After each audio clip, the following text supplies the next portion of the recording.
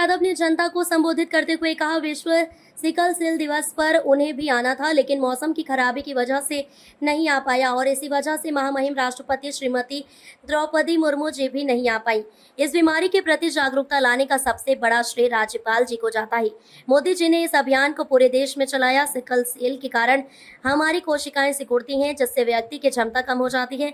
Sickle cell बीमारी वालों के विवाह करने से बच्चों को भी परेशानी आती है। सभी मित्रों ने मिलकर खोजबीन कर इलाज भी ढूंढा। बड़वानी में सबसे ज्यादा सिकल सेल पीड़ित थे। महामहिम के साथ में एक मंच पर था जब एक बच्ची ने इस बीमार से जीतकर योद्धा बनकर आई थी। कुंडली के साथ साथ सिकल सेल कार्ड भी देखें और आने वाली पीढ़ी को भी बचाएं। मध्य प्रदेश के अलावा गुजरात, महाराष्ट्र, झारखंड सहित कई राज्यों में इसके पीड़ित हैं। 2047 तक इस बीमारी को खत्म करने का संकल्प लिया है। सिकल सेल पोर्टल बनाया गया है। 1 करोड़ से अधिक लोगों की स्क्रीनिंग कर चुके हैं। इससे घबराएं नहीं, उपचार के माध्यम से इसका अंत भी कर सकते हैं। नवजात बच्चों के जन्म के समय जांच के लिए प्रदेश के कई अस्पताल में जांच के माध्यम से पता करेंगे। महाराष्ट्र सरकार से जुड़कर ताप्ती नदी से भी सिंचाई का लाभ मिलेगा। केन बेतवा से भी सपोर्ट मिलेगा। किसान को लाभ मिलेगा। फूड प्रोसेसिंग के क्षेत्र में काम कर रहे जिससे किसानों को लाभ मिलेगा। मिट्टी परीक्षण कर खेती में लाभ मिले। गर्मी के मूंग और उड़द की खरीदी भी सरकार कर रही है। गरीबों को मकान देने का भी सर्वे फिर से शुरू कर रहे हैं। युवाओं को रोजगार दिलाने के लिए 1 लाख पदों की भर्ती प्रक्रिया चल रही है। 10 साल पुरानी समस्या का भी हल निकाला। पुराने अधिकारियों को प्रमोशन सहित कई लाभ दिए। खेती के लिए सोलर पंप देकर किसान को बिजली बिल से मुक्त कराएंगे। प्रधानमंत्री सड़क अब मजरे टोले तक पक्की सड़क देने का काम करेंगे। झाबुआ और रतलाम के सांदीपनी स्कूल को सम्मान मिला। लाडली बहनों को सावन माह में 1250 के अलावा 250 रुपए अलग से देंगे। गेहूं सबसे ज्यादा दाम देने वाला मध्य प्रदेश सबसे आगे है। कांग्रेस अध्यक्ष का बयान देखा, उनकी सरकार ने 1 रुपया बहन बेटी को नहीं दिया। बिजली सड़क कुछ नहीं दिया। राज्य का बंटाधार किया। सीएम ने खरगोन में मेडिकल कॉलेज खोलने की घोषणा भी की है। साथ ही महाकाल लोक की तरह 2250 करोड़ से ओंकारेश्वर में भी महालोक बनेगा। मां नर्मदा के दोनों तरफ के तट पर परिक्रमा वासियों के लिए छाया अन्य क्षेत्र सहित कई व्यवस्था हमारी सरकार करेंगी। प्रदेश में दुग्ध क्रांति लाएंगे। अगले महीने बच्चों को लैपटॉप देंगे। बच्चों को मुफ्त कॉपियां और साइकिल दी जाएगी। कार्यक्रम के दौरान महामहिम राज्यपाल डॉक्टर मंगूभाई पटेल ने 3 सिकल मित्रों का सम्मान किया, जिनमें लक्ष्य, अर्पिता और शारदा प्रसाद को सम्मानित किया गया।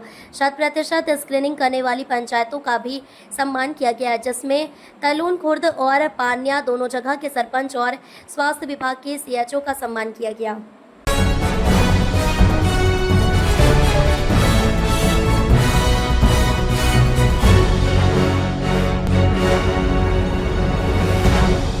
ग्वालियर पहुंचे मुख्यमंत्री डॉक्टर मोहन यादव।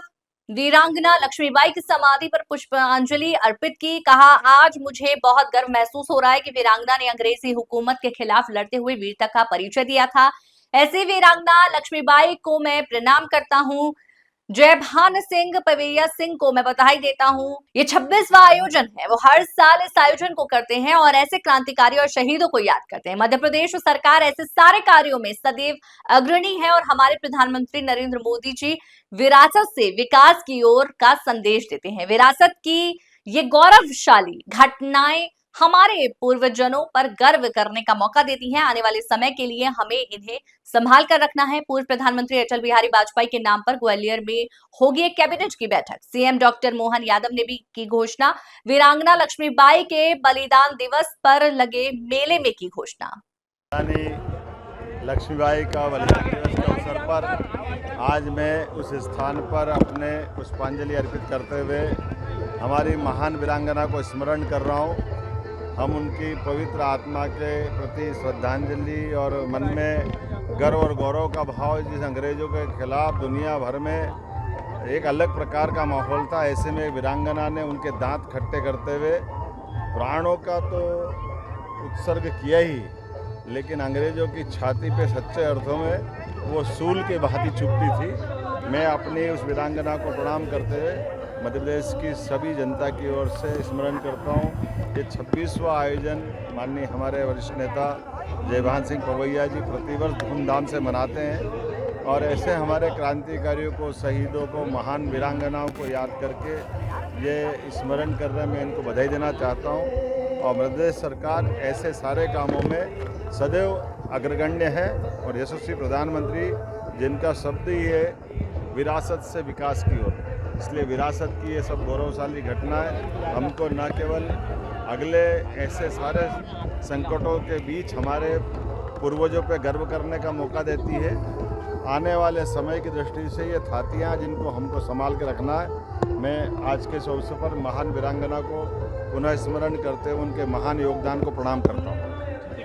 धन्यवाद, बहुत बढ़िया।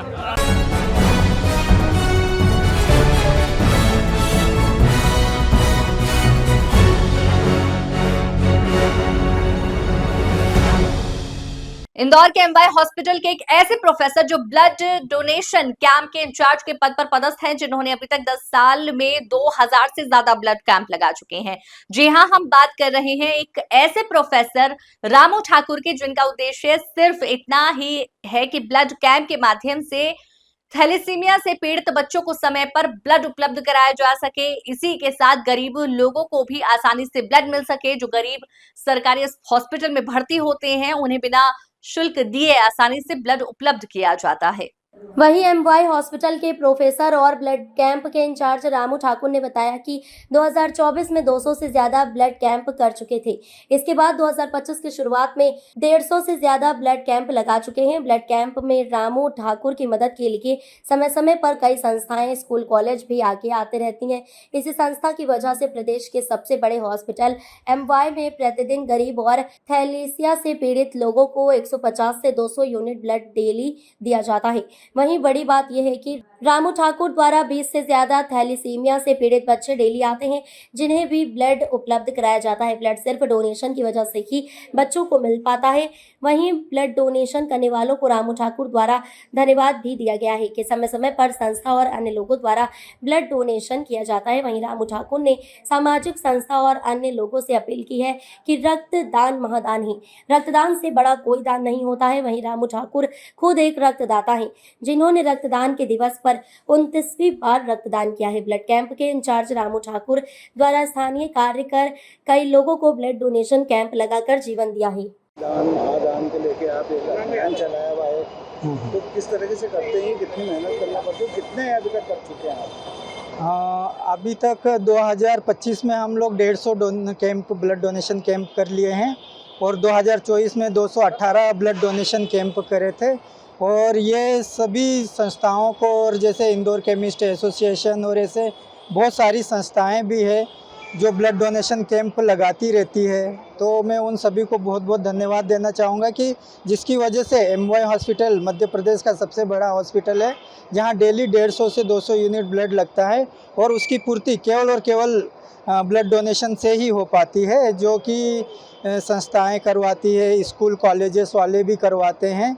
और थैलेसीमिया के बच्चे एमवाय हॉस्पिटल में डेली 15 से 20 बच्चे आते हैं, उनको भी महीने में 2-3 बार ब्लड लगता है, तो उनकी भी पूर्ति केवल और केवल ब्लड डोनेशन कैंप से ही संभव हो पाता है। तो मैं जितने भी संस्थाएं हैं जो भी ब्लड डोनेशन कैंप करवा रहे हैं या रक्तदाता हैं जो स्वेच्छा से एमवाय हॉस्पिटल में आकर के अपना रक्तदान करते हैं, उनको बहुत बहुत धन्यवाद देना चाहूँगा कि जो कि अपने एक ब्लड से 3 लोगों का जीवन बचाते हैं।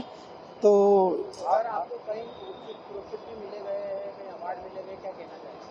जी, ये तो खैर सबको मैं धन्यवाद दूंगा। खैर ये तो एक मानवता का एक वो है कि सबको सामाजिकता की तौर पे आगे आकर के अपना रक्तदान करना चाहिए, क्योंकि रक्तदान से बड़ा कोई दान नहीं रहता है और ये 24 से 48 घंटे में वापस बन जाता है, तो किसी भी प्रकार की कोई कमजोरी नहीं होती है। मैं खुद भी एक रक्तदाता हूँ। मैंने अभी वर्ल्ड ब्लड डोनर्स डे, विश्व रक्तदाता दिवस के दिन 29वीं बार अपना रक्तदान किया है। तो मैं जानता हूँ कि ब्लड डोनेट करने से कोई भी कमजोरी नहीं आती है, बल्कि इसके फ़ायदे ही होते हैं। जैसे कि आपका अगर कोलेस्ट्रॉल लेवल वगैरह बढ़ा हुआ रहता है तो वो कम हो जाता है, तो उससे कार्डियक प्रॉब्लम वगैरह कम हो जाती है ना। आयरन लेवल बैलेंस हो जाता है और सबसे बड़ी बात यह है कि आप अगर ब्लड डोनेट करते हो तो आपका बोन मैरो है वो एक्टिव हो जाता है और नई सेल्स बनाने के लिए वो फास्ट बनाता है। आप कितने वर्षों से कर रहे हैं? मैं 2014 से ये ब्लड डोनेशन कैंप्स कर रहा हूँ सर, और इसके पीछे है कि मैं आदरणीय हमारे जो डॉक्टर अशोक यादव सर हैं, उनका वही है मेरे को लेकर आए ब्लड बैंक में, और उन्हीं के माध्यम से जो भी जितने भी ब्लड डोनेशन कैंप लगते हैं उन्हीं के माध्यम से लगते हैं, वही हमारे मार्गदर्शक है। और ब्लड बैंक का जो डेवलपमेंट हुआ है आज से 10 साल पहले क्या था और अभी क्या हुआ, तो सर ने बहुत मेहनत करते हैं। अभी फ़िलहाल में सर सुप्रिंटेंडेंट हैं, एमवाई के अधीक्षक हैं। मैं doctor Ramu Thakur associate professor blood donation camp का इंचार्ज हूं मैं। और सभी रक्तदाताओं को बहुत बहुत धन्यवाद देना चाहूँगा कि जो इतना बढ़िया अपना रक्तदान करते हैं और लोगों का जीवन बचाने के लिए हमेशा तत्पर रहते हैं। इंदौर जैसे स्वच्छता में नंबर 1 है, ऐसे ब्लड डोनेशन में भी नंबर 1 आ जाए, अपन यही चाहते हैं। वैसे तो बहुत बढ़िया कर रहे हैं इंदौर वाले कहीं भी पीछे नहीं है। और ब्लड डोनेशन करने में आप देखते हैं डेली में मेरे स्टेटस भी मैं लगाता हूं और लोग काफ़ी 1000-1200 लोग मेरा स्टेटस देखते भी हैं और उससे प्रोत्साहित होते हैं और रक्तदान करने आते हैं। तो धन्यवाद दूंगा सभी संस्थाओं और ब्लड डोनेशन कैंप लगाने वालों को, रक्तदाताओं को, जो कि महान कार्य करते हैं और लोगों का जीवन बचाते हैं। क्योंकि रक्तदान ऐसा है कि बहुत बड़ा दान है, जब तक आप करके नहीं देखोगे आपको पता नहीं चलेगा। तो रक्तदान महादान करके देखो, अच्छा लगता है।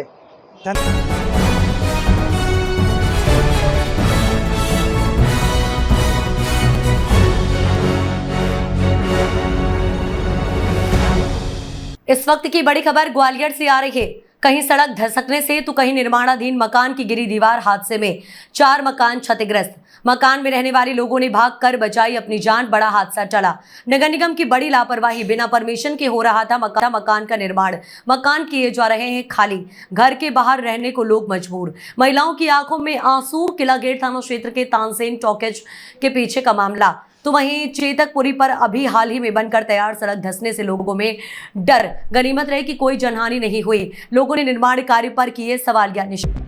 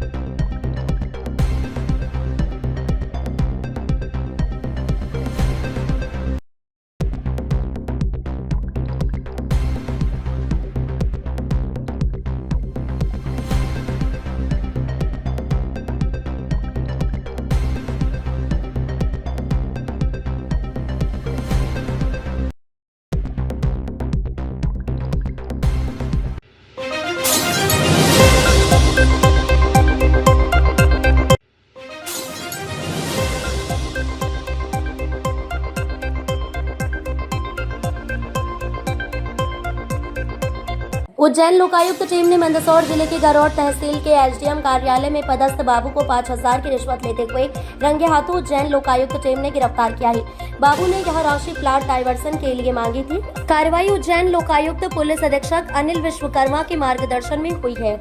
आवेदक दीपक राठौर, गांव साठखेड़ा, तहसील गरोट, जिला मंदसौर द्वारा पुलिस अधीक्षक लोकायुक्त उज्जैन अनिल विश्वकर्मा को शिकायत पत्र देकर शिकायत की थी कि पंकज योगी एसडीएम के बाबू द्वारा प्लाट का डायवर्सन करने के लिए 15,000 रुपए की रिश्वत मांगी जा रही है। शिकायत का सत्यापन पुलिस अधीक्षक लोकायुक्त उज्जैन के द्वारा इंस्पेक्टर हिना डावर के माध्यम से करवाया गया, जिसमें शिकायत सत्य पाई गई तथा अनावेदक एसडीएम के बाबू पंकज योगी द्वारा 5,000 रुपए उसी समय ले लिए गए। वहीं आज एसडीएम का बाबू पंकज योगी को एसडीएम कार्यालय में 5,000 रुपए की रिश्वत लेते रंगे हाथों गिरफ्तार किया गया है। इस पूरी कार्रवाई में लोकायुक्त डीएसपी राजेश पाठक, इंस्पेक्टर हिना डाबर, श्याम शर्मा, अनिल अचोलिया, रमेश डाबर उपस्थित रही। मेरा नाम दीपक राठौर है, मैं साठखेड़ा का रहने वाला हूँ और मेरा साठखेड़ा गांव में प्लाट है, उसके डाइवर्जन का मामला था। डाइवर्जन के आवेदन लेके मैं जब यहाँ आया एसडीएम कार्यालय, तो पंकज जी ने मुझे 15 दिन बोला कि यार अभी आवेदन नहीं हो रहे, 15 दिन से ऐसे ही घुमाया मुझे। फिर इन्होंने मेरा आवेदन लिया 4 जून को। 4 जून को इन्होंने मेरा आवेदन लिया और आवेदन लेके उस पर बोला कि इस पर सांप से टिक लगाओ क्या। तो मैं सांप के पास गया तो साहब ने बोला कि जो मेरा बाबू है पंकज योगी, उनसे मिल लो आप, तो जो भी बताएंगे वो कर देंगे तुम्हारा पूरा काम। ये बात बोल के मुझे साहब ने पंकज जी के पास वापस भेज दिया। तो पंकज जी ने बोला, मैं पंकज जी के पास वापस आया तो उन्होंने बोला कि खर्चा पानी लगेगा, बिना खर्चे काम नहीं होगा। मैंने कहा अच्छा तो इसमें तो खर्चा पानी लगता ही नहीं, कि नहीं यार बिना खर्चे का तो नहीं हो पाएगा। फिर मैंने 4 जून को दिया था आवेदन, उसके बाद मैं इनके पास 5-7 दिन से रेगुलर आया। तो इन्होंने वही कहानी कि यार अभी नहीं हुआ, आज नहीं हुआ, कल होगा। फिर मैंने कहा साहब यार मेरे थोड़ी ज़रूरत है, मेरा लोन लेना है, मेरा करवा दो काम आप, तो अच्छी बात है। तो इन्होंने बोला कि यार खर्चा लगा। मैंने कहा ठीक है आप बताइए साहब कितना खर्चा लगेगा। तो इन्होंने मुझे उस वक्त 15,000 रुपये की राशि बताई। मैंने कहा ठीक है सर मैं दे दूँगा, इसमें कुछ कम ज़्यादा हो जाए तो बता दीजिए आप, कि नहीं इसमें कम ज़्यादा नहीं हो पाएगा। फिर उसके बाद मैं लोकायुक्त कार्यालय उज्जैन गया, जो मैं इनको रिश्वत देना ही नहीं चाहता। मैंने कहा किस बात की वजह से, पैसे लगते ही नहीं, किस बात की वजह से देना। लोकायुक्त कार्यालय 14 जून को गया मैं, और वहाँ मैंने इनकी शिकायत का आवेदन दिया। उसके पश्चात लोकायुक्त पुलिस से जो एक जवान के साथ 18 जून को जब इन्होंने मुझे बुला, मैं एक बार और आया 14 जून का आवेदन करने के बाद, एक बार और उनके पास आया तो साहब ये कि कब देना है, कैसे क्या आगे प्रोसेस बढ़ी हो तो मैं आपको पेमेंट दे दूँ, कि ठीक है अभी दे जाना। मैंने क्या पूरा दे जाना। मैंने कहा सर यार पूरे की व्यवस्था तो नहीं है मेरे पास, अभी कुछ कर देता हूँ मैं, 15,000 तो नहीं है मेरे पास। फिर ठीक है थोड़ा बहुत दे जाना। फिर उसके बाद मैं लोकायुक्त कार्यालय गया उज्जैन, और वहाँ से एक जवान के साथ वापस जो वॉइस रिकॉर्डर देते हैं लोकायुक्त कार्यालय वाले, वो लेके जवान के साथ गरुड़ आया, और गरुड़ कार्यालय में आया इनको 18 जून के दिन आया, और इन्होंने मुझसे 5,000 की मांगी। 5,000 दिए। मैंने कहा यार सर पूरे की व्यवस्था तो नहीं हो पाई, मैं 5,000 ये लाया हूँ, ये रख लीजिए। हाँ ठीक है 5,000 दो, बाकी कल दे जाना। मैंने कहा ठीक है सर आपको कल दे दूँगा 5,000, बाकी का जो पेमेंट बचेगा। तो फिर जब मैं आज आया तो इन्होंने बोला कि 5,000 ही दे दो, 10,000 मत दो, 5,000 की राशि। कल ही उड़ गई थी इनसे, कल भी इनने 5 की बोला था, 5 मैंने बोला सर 10 देना है, कि नहीं 5 ही दे देना। तो ठीक है तेरा व्यवहार अच्छा लगा मेरे को, 5,000 दे देना। और 10,000 की इनने पूरी राशि रिश्वत की प्राप्त की मुझसे। किस किस के नाम बताया था आपको, किसको देना होता है? एसडीएम साहब को देने की भी बोला इनने, कि इसमें एसडीएम साहब का रहता है 8,000 और 2,000 रुपये मेरा रहता है। एसडीएम साहब का जो है उनकी रिकॉर्डिंग वगैरह कुछ नहीं है, क्योंकि उनके कार्यालय में वो ज़्यादा जाने नहीं देते। सर कार्रवाई की है एसडीएम कार्यालय में जो बाबू होते हैं उनको रिश्वत लेते हुए, क्या है मामला? दीपक राठौर निवासी चाटखेड़ा, उन्होंने एसपी साहब लोकायुक्त के महोदय के समक्ष उपस्थित होकर शिकायत की थी कि एसडीएम गरोड़ के बाबू हैं, उनके द्वारा डाइवर्सन प्लॉट का डाइवर्सन कराना था, उसके नाम पर रिश्वत मांगी जाती। एसपी साहब ने हमारे पदस्थ इंस्पेक्टर नारावल के माध्यम से शिकायत का सत्यापन कराया। सत्यापन में शिकायत सत्य पाई गई, और शिकायत सत्यापन के दौरान 5,000 रुपये संबंधित पंकज योगी जो उनका जो काम कर रहा है उसके द्वारा ले लिए थे। आज फिर कार्रवाई की गई है। उस समय पंकज योगी उनका बाबू का काम देख रहा है, 5,000 रुपये देते हुए ट्रैक किया। सर रिश्वत स्वयं है कि एसडीएम साहब के पास पहले गया था ये, और बाद में फिर एसडीएम साहब ने कहा कि आप पंकज से मिलो। अभी तो हमारे पास जो साक्ष्य आए हैं वो इन्हीं के हैं, जो पंकज योगी है इन्हीं की बातचीत है उनकी। नहीं सर ऐसी कोई बातचीत आई क्या सर सामने? अभी हमारे समक्ष ऐसी रिकॉर्डिंग में ऐसी कोई बातचीत नहीं है, आगे विवेचना की जाएगी।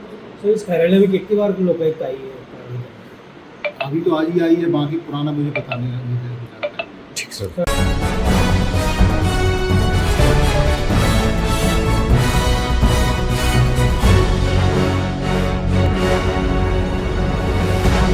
खरगोन के बेड़िया कार्यक्रम में शामिल होने के लिए जा रहे मुख्यमंत्री का कसरावत विधानसभा की ग्राम पंचायत खल बुजुर्ग मराल फाटा पर भारतीय जनता पार्टी के कार्यकर्ताओं के द्वारा मध्य प्रदेश के मुख्यमंत्री मोहन यादव का त्रिलोक तिरोले के नेतृत्व में भारतीय जनता पार्टी के कार्यकर्ताओं ने पुष्प वर्षा और माला पहनाकर श्री यादव का स्वागत किया गया। वहीं त्रिलोक तिरोले ने बताया कि कुछ दिन पूर्व हमारे क्षेत्र में हवा आंधी से कई किसानों की फसल नष्ट हो गई है, खासकर केले की फसल का अत्यधिक नुकसान हुआ है, जिसको लेकर किसानों में बड़ी निराशा है। इस समस्या को लेकर मुख्यमंत्री मोहन यादव से चर्चा हुई है। उन्होंने आश्वस्त किया है कि हमारी सरकार किसान हितैषी है और किसानों को नाराज नहीं करेंगे। इस विषय को लेकर अधिकारियों को निर्देशित किया गया है। उन्होंने बहुत जल्द इस समस्या का निराकरण किया जाएगा। इस दौरान ग्राम पंचायत मगरखेड़ी सरपंच महेश सांवले, पूर्व सरपंच महेश पटेल, कुणाल सांवले, करण पटेल, योगेश पटेल आदि कार्यकर्ताओं ने स्वागत किया। मुख्यमंत्री का स्वागत किया गया है, क्या कहेंगे? सबसे पहले जय श्री राम। आज मुख्यमंत्री महोदय माननीय श्री मोहन जी यादव कसरावत विधानसभा में नर्मदा के तट पर ग्राम पंचायत खल बुजुर्ग में आगमन हुआ। उनका कार्यक्रम बेड़िया में प्रस्तावित था। वर्षा के कारण बाय रोड उन्हें आना पड़ा। कार्यकर्ताओं को जैसे ही पता लगा, काफी उत्साह था उनमें। उनके स्वागत हेतु सभी कार्यकर्ता ग्राम पंचायत खल बुजुर्ग में आए और शानदार उनका स्वागत किया गया। क्या चर्चा हुई? किसी विषय पे चर्चा हुई है आपकी? उनसे चर्चा माननीय मुख्यमंत्री जी से हुई। जो अभी आंधी हवा और बारिश जो हुई है, उनमें किसानों का जो नुकसान हुआ है, उनके संबंधित चर्चा हुई है और उन्होंने आश्वस्त किया है जो भी उचित कार्रवाई होगी वो तुरंत कर्मचारियों को, अधिकारियों को निर्देशित करेंगे। धन्यवाद।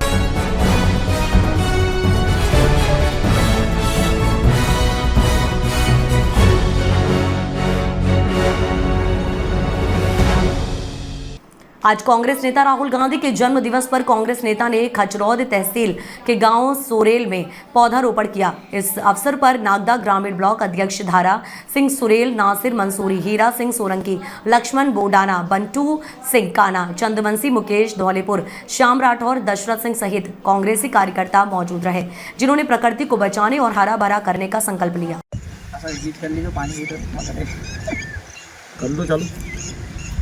आज हमारे राष्ट्रीय नेता और लोकसभा के विपक्ष नेता आदरणीय राहुल गांधी जी के जन्मदिन के उपलक्ष्य पे नागदा ब्लॉक कांग्रेस कमेटी द्वारा पौधारोपण कर हमारे आदरणीय राहुल गांधी जी के उज्जवल भविष्य की कामना करते हैं। बाबा महाकाल से भी प्रार्थना करते हैं कि उनके जीवन में हमेशा मजबूती दे और हमेशा ताकत दे, ताकि गरीबों की सेवा कर सके, गरीबों के लिए लड़ सके और इस देश में लोकतंत्र को बचा सके। इस अवसर पर पूरी नागदा ब्लॉक कांग्रेस कमेटी के सभी कार्यकर्ता द्वारा उनके जन्मदिन के अवसर पर हमने पौधारोपण किया है और उनके उज्जवल भविष्य की कामना की है। जय हिंद, जय भारत।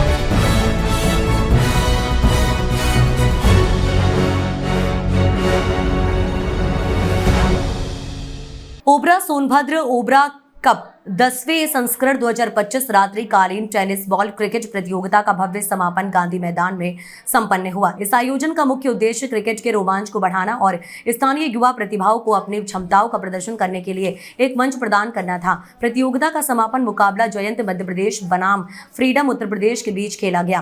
फाइनल मुकाबला जयंत और फ्रीडम के बीच खेला गया। फ्रीडम ने टॉस जीता और टॉस जीती हुई टीम के कप्तान प्रदीप शर्मा को चांदी का सिक्का सरस्वती आभूषण भंडार के प्रोफेसर आदित्य द्वारा भेंट किया गया। फ्रीडम ने टॉस जीतकर पहले गेंदबाजी करने का निर्णय लिया। निर्धारित 10-10 ओवरों के मुकाबले में पहले बल्लेबाजी करते हुए जयंत ने सारे विकेट खोकर 32 रन बनाए।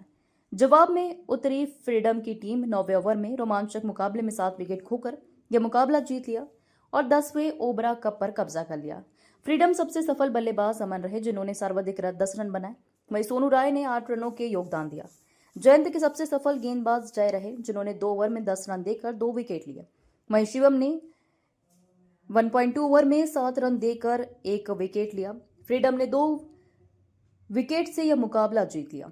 विजेता टीम फ्रीडम को 51,000 नकद व चमचमाती हुई ट्रॉफी भेंट की गई। उपविजेता टीम जयंत को 31,000 नकद व ट्रॉफी भेंट की गई। वहीं बेस्ट 6 दर्शकों को मोबाइल फोन वितरण किए। गांधी मैदान में दुधिया रोशनी के बीच खिलाड़ियों ने जबरदस्त उत्साह और जोश के साथ अपने खेल का प्रदर्शन किया। फाइनल का मुकाबला बेहद रोमांचक रहा, जिसमें दर्शकों को बेहतरीन शॉट और शानदार गेंदबाजी व क्षेत्ररक्षण का नजारा देखने को मिला। ओबरा कप 2025 न केवल क्रिकेट के प्रति जुनून को बढ़ावा देगा, बल्कि यह स्थानीय युवाओं को अपनी प्रतिभा दिखाने का एक बड़ा और महत्वपूर्ण अवसर भी प्रदान करेगा। प्रतियोगिता का सफल संचालन संकट मोचन झा ने किया।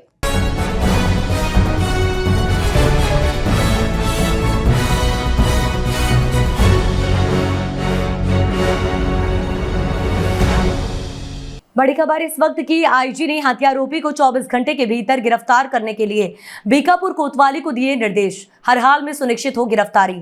पीड़ित ने बीकापुर कोतवाल पर उठाए सवाल, कहा नामजद हत्यारोपी को थाने में आमने सामने बिठाकर बना रहे थे सुलह का दबाव। बीकापुर कोतवाल पर और संगीन आरोप। पीड़ित ने बताया कि कोतवाल ने दी धमकी, अधिकारी से शिकायत करोगे तो गिरवा दूंगा तुम्हारी बाउंड्री। बीते 2 जून की रात्रि में बीकापुर कोतवाली के अंतर्गत दिनेश वर्मा की हुई थी हत्या। 4 लोगों के नाम दर्ज हुआ था हत्या का मुकदमा। पीड़ित ने बताया भाई को 13 जगह काटने की है पोस्टमार्टम रिपोर्ट। पीड़ित विनोद वर्मा ने बृहस्पतिवार की सुबह अयोध्या के आईजी को मिलकर सुनाई आप बीती की कार्यवाही की मांग। क्या मामला है चाचा? हमारे यहाँ कल 2 के 3 की रात में दुर्घटना हुई। हमारे लड़के को क्रूरता के साथ हत्या कर दिया गया, जिसमें बीकापुर कोतवाली को सूचना किया गया। एक व्यक्ति पकड़ को जेल भेजा गया और 3 को पकड़ के लेके आए, लेकिन उनको छोड़ दिया गया। और कप्तान साहब के मैंने शिकायत करने आए तो कोतवाल बीकापुर ने धमकी देने लगा कि आप में दिवाली सब गिरा देंगे। और आईजी के यहाँ फिर आकर मैं अपनी शिकायत को दर्ज किया। आईजी साहब ने कहा है कि मैं 24 घंटे का समय लेता हूँ। वकील में राम प्रकाश वर्मा जो वकील हैं उनको बैठा के समझौता कराया जा रहा था बीकापुर कोतवाली में। ये क्या मामला हुआ जो आपको आईजी साहब के यहाँ आना पड़ा? क्या सुनवाई थाने पे नहीं हुई? ये हुआ, मुझे बीकापुर कोतवाली से आश्वासन दिया जा रहा था कि 2 दिन का समय दीजिए, 2 दिन का समय दिया जाए। इसमें यहाँ 16-17 दिन बीत गया और राम प्रकाश वर्मा की जो CDR है, हत्या करने वाले आरोपियों को निर्देशित और उन्हें बताया जा रहा था कि क्या क्या कैसे करना है। CDR निकला 4-4, 6-6 घंटे की। उसके बाद पुलिस जो है गिरफ्तार नहीं कर रही थी। हम उसके बाद कप्तान साहब के यहाँ आए। कप्तान साहब के यहाँ आने के बाद बीकापुर कोतवाल जो है फ़ोन किए, बोल रहे हैं अगर आप कहीं जाओगे तो आपकी बाउंड्री गिरवा दूंगा और मैं किसी आरोपी को गिरफ्तार नहीं करूंगा। जो आपको करना है कर लीजिए। उसके बाद मैं आज आईजी साहब के यहाँ गया। आईजी साहब ने 24 घंटे का आश्वासन दिया कि 24 घंटे में गिरफ्तारी हो जाएगी। क्या नाम है? सर मेरा विनोद कुमार वर्मा।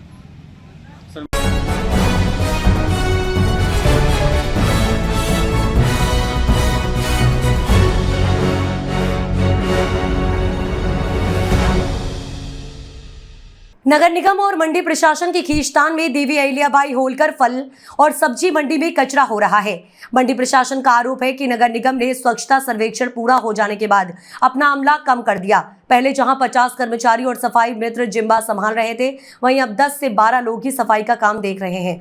कचरा गाड़ियों के फेरे भी कम कर दिए गए हैं। हमारी 40 से ज्यादा लोगों की टीम काम कर रही है, लेकिन जहां तहां कचरा पड़ा रहने और सेग्रीगेशन न होने से चुनौती बढ़ रही है। फरवरी में निगम ने मंडी को साफ करने के लिए NGO को काम दिया था, जो प्रति माह 3,80,000 रुपए का बिल मंडी को सफाई को लेकर दे रहा था।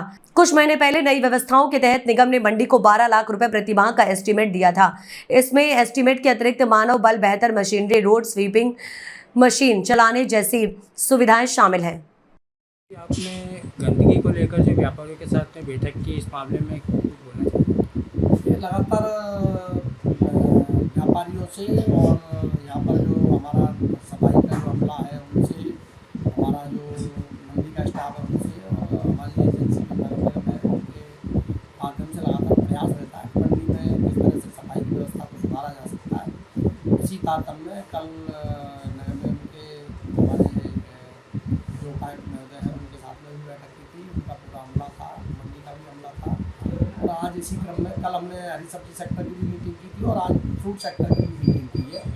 क्योंकि मैक्सिमम जो गंदगी आती है वो 2 ही सेक्टर से ज़्यादा आती है, जिसमें हरी सब्जी पेरिशेबल आइटम है और फूड का भी पेरिशेबल आइटम है। तो इस तरह से किस तरह से गंदगी का मतलब जो कचरा निकलता है उसका निस्तारण करना है, इसके संबंध में उनसे सुझाव भी दिए थे और उनको आवश्यक निर्देश भी दिए। तो सर ये जो आम वगैरह जो सड़े गले हैं बहुत सारा ढेर रखा हुआ है, तो इसके लिए कुछ सोचा आप? दोनों ही पक्षों से बात की थी, हमारे जो CSI हैं वो भी थे साथ में और व्यापारी भी थे। व्यापारियों से ये हमारी अपेक्षा है कि वो अपनी दुकान के सामने जो भी डस्टबिन रखे उनमें कचरा न डालें और नगर निगम गाड़ी आए तो उसमें सीधा डालें और CSI से भी रोजाना डेली उसको उठवाएं। व्यापारियों का अगर कचरा ज़्यादा निकलता है जो कि पेरिशेबल आइटम है तो निश्चित रूप से ख़राब भी होता है, फल हो या सब्जी हो, तो उनसे भी ऐसी अपेक्षा है कि वो निर्धारित जगह पर ही उसको रखें, इधर उधर कहीं भी नहीं फेंकें, ताकि उसको अपने एक रूटीन के कामकाज में सफाई में उसको उठाया जा सके और मंडी को व्यवस्थित रूप से साफ सुथरा रखा जा सके। आपका शुक्रिया। नरेश परमार, मंडी सचिव।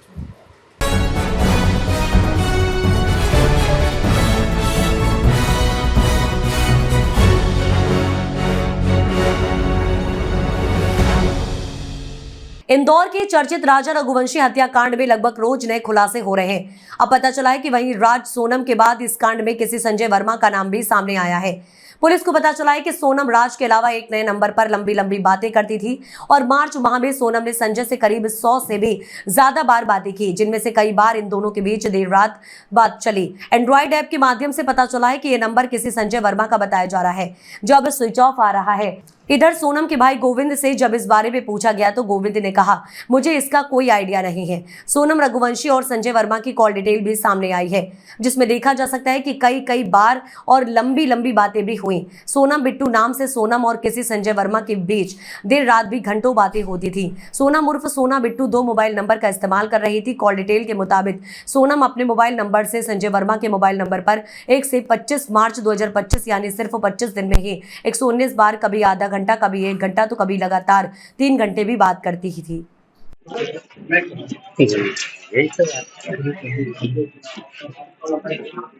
संजय वर्मा कौन है आप? मुझे आइडिया नहीं सर, मेरे को कोई भी आइडिया नहीं। 234 बार सोनम की बात हुई है या जितनी बार भी बात हुई, इसमें कोई भी आइडिया नहीं भैया मेरे को। अच्छा गोविंद जी अभी यहाँ पे आए थे, यहाँ पे किस तरीके से बात की तो क्या? नहीं, उसमें भी मुझे कोई आइडिया नहीं है। मैं बाहर खड़ा था, सिर्फ मैं तो घर दिखाने लाया था। आपके यहाँ पे हाँ जी, आपके साथ नहीं, मेरे साथ में गोडाउन और ऑफिस गए थे, वहाँ पे उनके कर्मचारी से पूछता था। उसके अलावा मुझे आइडिया नहीं। किसके कर्मचारी? जो हमारे कर्मचारी जो भी राज के साथ काम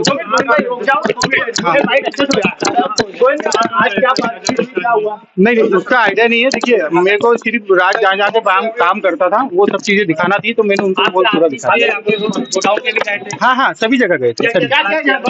नहीं, उसका आइडिया नहीं, मेरे को बताया नहीं गया कुछ जानकारी। जब तो कुछ भी नहीं करा, उसका अभी आइडिया नहीं है, क्योंकि राज जहाँ काम करता था वो सब चीजें मैंने दिखा दी है। संजय का फोन आ गया, वर्मा का नाम आ रहा है, उसका क्या है लेना देना? नहीं, आइडिया नहीं था, कुछ भी लेना देना नहीं, उसका आइडिया नहीं मुझे। आपसे क्या पूछताछ करी गोविंदा? कोई भी पूछताछ नहीं हुई है।